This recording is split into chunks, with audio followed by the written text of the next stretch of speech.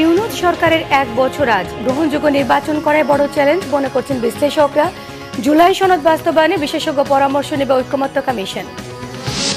রাজনৈতিক দলের ঐক্য আর ছাত্র জনতার অংশগ্রহণে ফ্যাসিবাদের পতন ঘটেছে বলেছেন তারেক রহমান।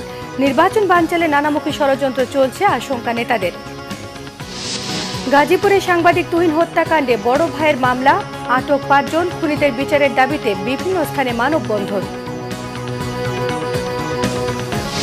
নিত্যপণ্যের বাজারে আবার অস্থিরতা, পেঁয়াজ, মাছ, ডিম, মুরগি, সবজির দাম চড়ছেই, ক্ষোভ ক্রেতাদের।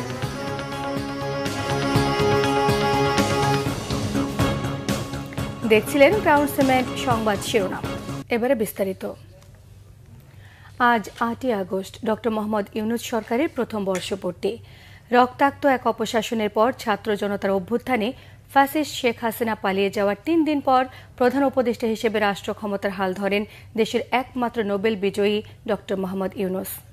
ছাত্র প্রতিনিধি সহ শপথ নেয় উপদেষ্টা পরিষদও। গত 1 বছরে এই সরকার কতটা পূরণ করতে পেরেছে জনপ্রত্যাশা?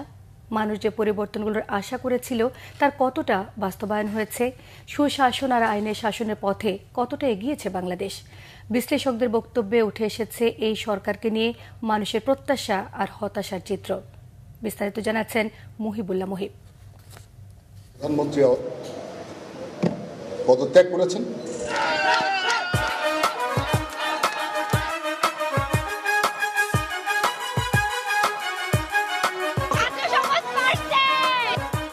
পাঁচ আগস্ট 2024 ছাত্র জনতার এক বিস্ময়কর গণ অভ্যুত্থানে দেশ ছেড়ে পালিয়ে যান তৎকালীন প্রধানমন্ত্রী শেখ হাসিনা।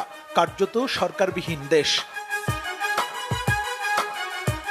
কিন্তু রাজনীতিবিদ আর ছাত্রদের সিদ্ধান্তে অন্তর্বর্তী সরকারের জন্য উঠে আসে ডক্টর মোহাম্মদ ইউনূসের নাম। তখন তিনি ফ্রান্সের রাজধানী প্যারিসে সফর সংক্ষিপ্ত করে 8 আগস্ট দেশে ফেরেন তিনি। বিমানবন্দরে তাকে স্বাগত জানায় ছাত্র জনতা।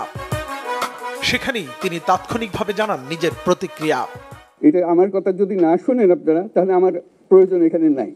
আমাকে বিদায় দেন, আমি আমার কাজে থাকি, সেখানে আমি ব্যস্ত থাকি। 8 আগস্ট রাতে বঙ্গভবনে তাকে প্রধান উপদেষ্টা হিসেবে শপথ পড়ান রাষ্ট্রপতি মোহাম্মদ শাহাবুদ্দিন। শপথ গ্রহণ করিতেছি যে এরপর নতুন এক লড়াইয়ে ডক্টর মোহাম্মদ ইউনূস জাতীয় স্মৃতিসৌধে বৃষ্টিস্নাত শ্রদ্ধায় শুরু করেন রাষ্ট্রীয় দায়িত্ব পালন। কেমন গেল ডক্টর মোহাম্মদ ইউনূস সরকারের 1 বছর? বিশ্লেষকরা তুলে ধরলেন তার সাফল্য আর ব্যর্থতার দিকগুলো। যেহেতু এই সরকারের শাসনের অনভিজ্ঞতা আছে আর কি, সুতরাং একটা অনভিজ্ঞ সরকার আমি বলবো মোটা দাগে ন্যূনতম শাসন আমরা পেয়েছি আর কি। একেবারে পুরো সিস্টেম ভেঙে পড়ে নাই। মানুষের যে প্রত্যাশা ছিল, হ্যাঁ, সেই প্রত্যাশা অনুসারে আসলে শতভাগ হয়নি আর কি।